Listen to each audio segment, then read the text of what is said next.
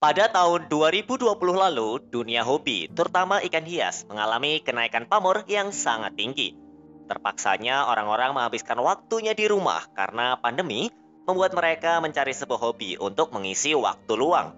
Fakta ini juga membawa peluang dan menaikkan omset besar kepada para pengusaha yang bergerak di industri ikan hias. Soalnya permintaan besar dari masyarakat, baik penghobi lama ataupun baru, membuka usaha yang berbau ikan hias jadi bisnis yang menjanjikan. Kota Bandung juga punya pusat kegiatan jual beli dan berkumpul para penghobi yang dibangun di tahun 2020 lalu. Pasar ikan hias Gede Bage menjadi tempat yang dibangun karena besarnya animo masyarakat terhadap hobi ikan hias pada saat itu. Tempat ini dibuka untuk menjadi pusatnya ikan hias di Kota Kembang, di mana para penghobi bisa berkumpul untuk mencari ikan yang mereka inginkan. Tujuan awal pembukaan pasar ikan hias Gede Bage sangatlah baik, yaitu untuk memajukan ekonomi daerah, serta memberi sarana untuk para penghobi di Bandung agar lebih mudah untuk berbelanja ikan impian. Namun, jika dilihat 3 tahun kemudian, keadaan pasar ini jauh dari ekspektasi. Kini, pasar yang dulu diyakini bakal menambah semarak hobi ikan hias di Bandung malah sepi pengunjung. Beberapa lapak juga udah nggak lagi diisi oleh pedagang. Kemeriahan yang dulu ada, kini perlahan pudar, digantikan gambaran berupa kegagalan yang cukup menohok. Mengapa pasar ikan hias Gede Bage menjadi sepi? Padahal jika dilihat, banyak pasar serupa yang masih ramai akan pedagang dan pembeli di kota lain. Apakah penghobi di Bandung memang sudah sesepi itu atau ada faktor lain? Yuk, simak petualangan aku mengungkap mengapa pasar ikan hias Gede Bage kini dianggap hampir mati.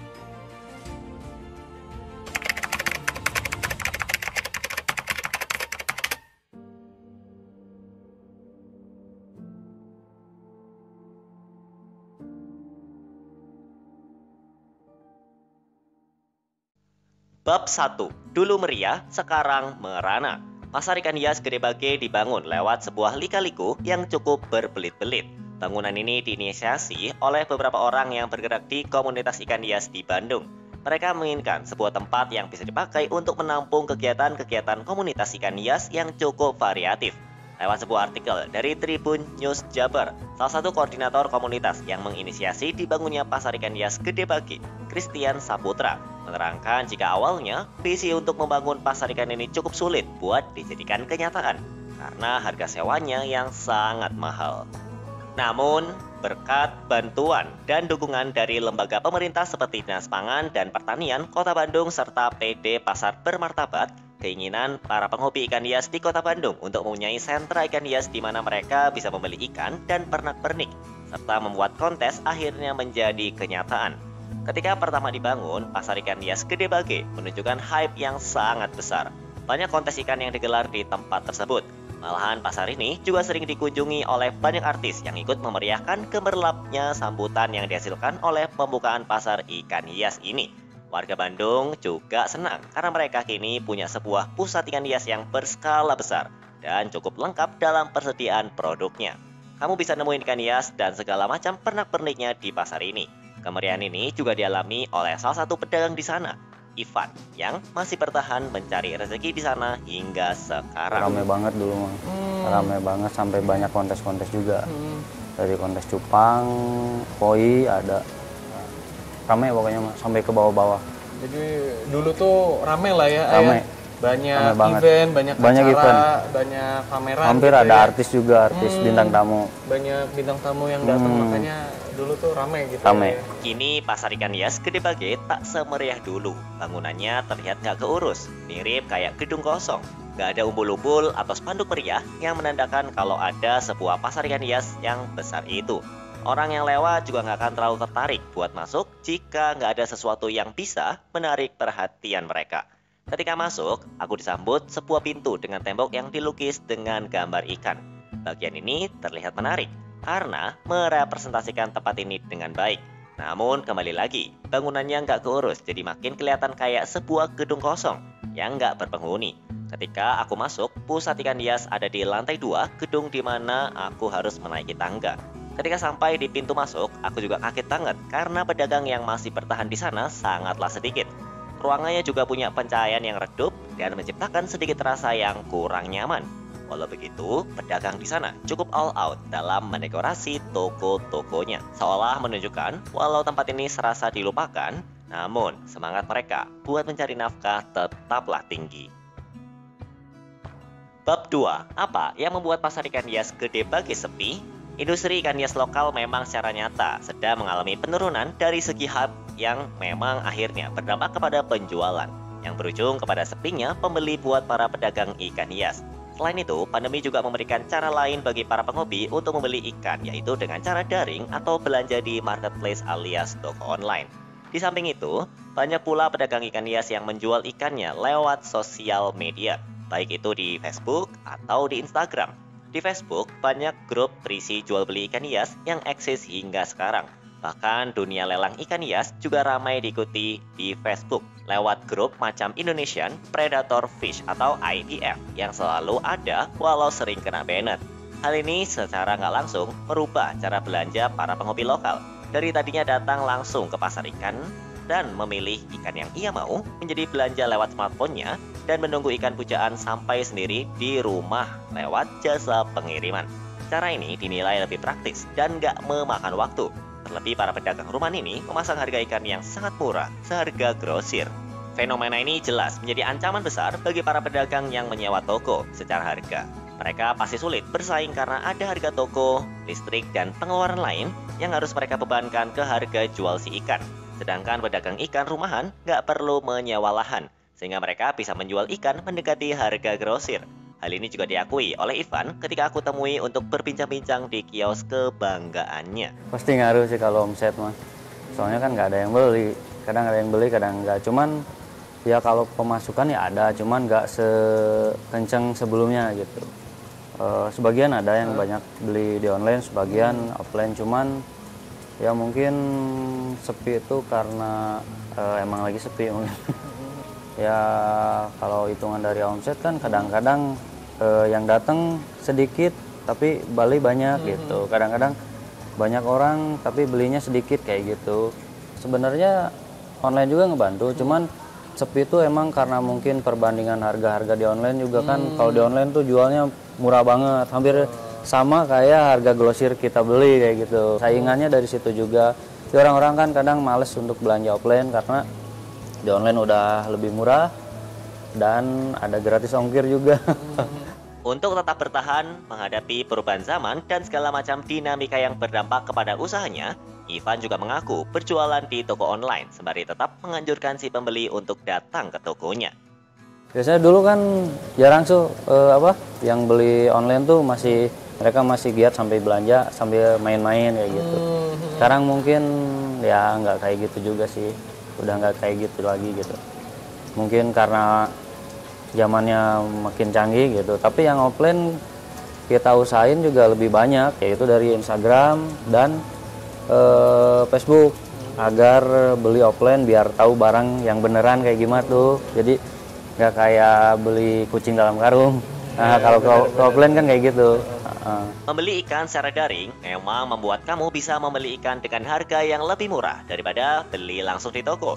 Tetapi ikan itu bukan barang mati yang punya sistem garansi dalam waktu yang lama, sehingga bisa menciptakan kerugian yang berisiko. Banyak kasus di mana si pembeli kena tipu sebab ikan yang mereka terima ternyata nggak sesuai dengan ikan yang dipajang.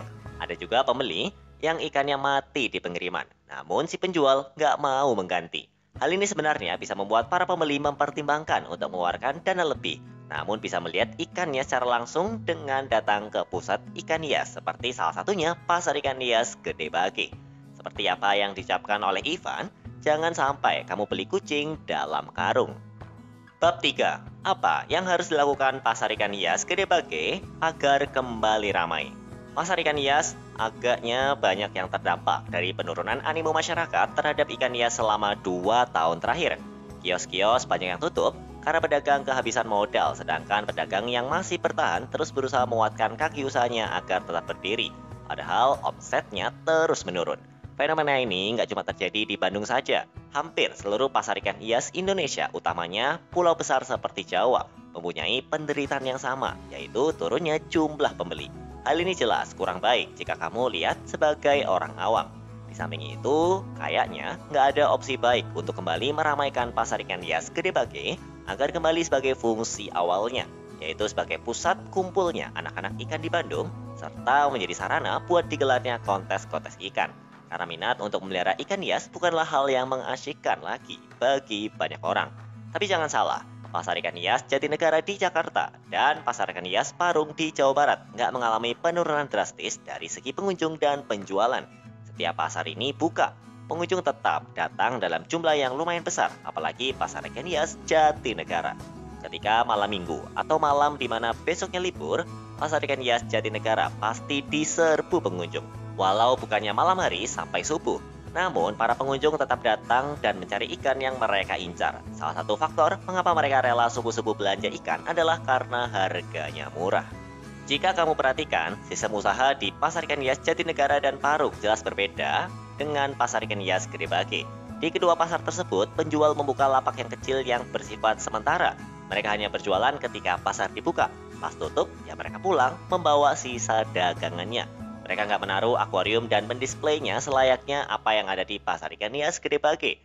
Dengan membuat sistem dagang seperti itu, pengelola bisa membuat harga sewa lapak menjadi lebih murah dan jumlah penyewanya juga bisa mencapai kuantitas besar karena lahan lapangannya yang luas.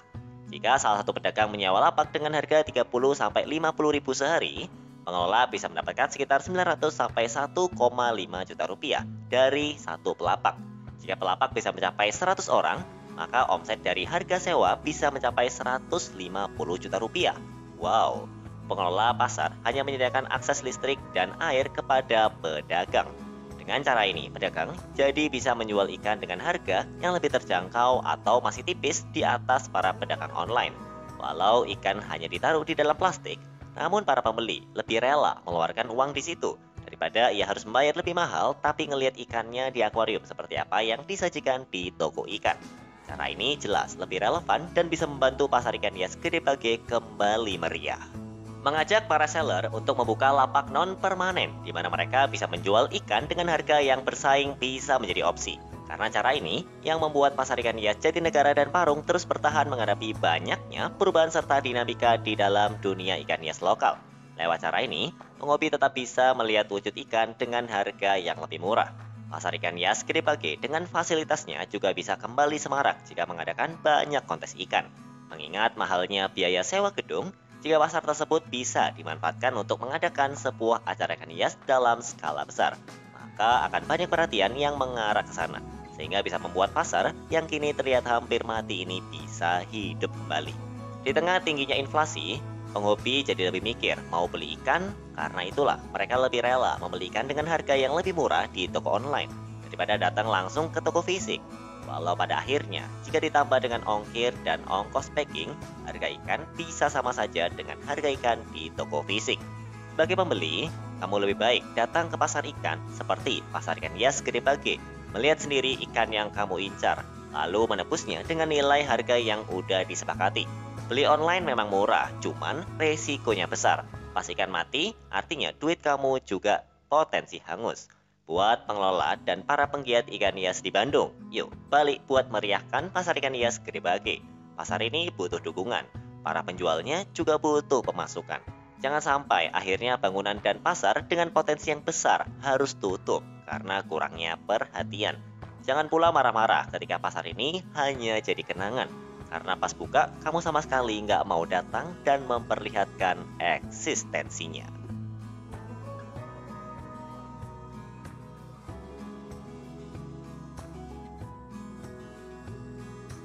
Akhirnya ya, udah selesai jam berapa ini? Jam 4 ya? Udah jam Nah, 4 nih. kita bungkus sedikit nih, ada ikan. Lo coba tebak, ini ikan apa? Apa ya ini? Ayo. Bentuknya kayak... Nah, ini yang sering dubbing ya, masa nggak tahu nih guys? sering ngisi tuh nggak tahu guys ini. Ini kayak ikan bawal sih. Kalau apa di... apa warung-warung pecel gitu kan. Bentuknya kayak ikan bawal. Emang apa nih? Main fish. Oh, Main main fish. fish. Nah. Belum pernah masuk di konten sih kayaknya, makanya Kayak belum gua pernah ya? tahu. Nah, kesan lu berarti pertama kan di sini ya? Gua pertama kali sih ke pasar ikan. Gimana kesan pertama lu? Ya jujur yang pertama gue agak menyayangkan gitu ya, iya. agak cukup prihatin dengan kondisi yang ada sekarang di pasar ikan Gede Bage ini. Dan Karena banyak faktor lah ya, beberapa faktor. beberapa hal yang terjadi memang di pasar ikan hias ini. Padahal dulu waktu gua 2021-an atau 22 gitu, gua kesini kan itu rame gitu. Sekarang udah sangat kosong Ya, lompong. tapi tadi katanya tadi ini ya, kedepannya ya semoga bisa inilah ya. Dari kakaknya sendiri tadi yang ngobrol, yang kita ajak ngobrol bareng sama para pedagang lainnya Ya, pedagang ya, lainnya. sedang mengusahakan nih untuk meng-up lagi pasar ikan hias Gede Bage biar bisa muncul lagi, dikenal masyarakat lagi, dan menghadirkan event-event seru lagi seperti tahun-tahun sebelumnya yang bakalan bikin pasar ikan hias Gede Bage ini kembali normal dan seperti semula lah ya kayak dulu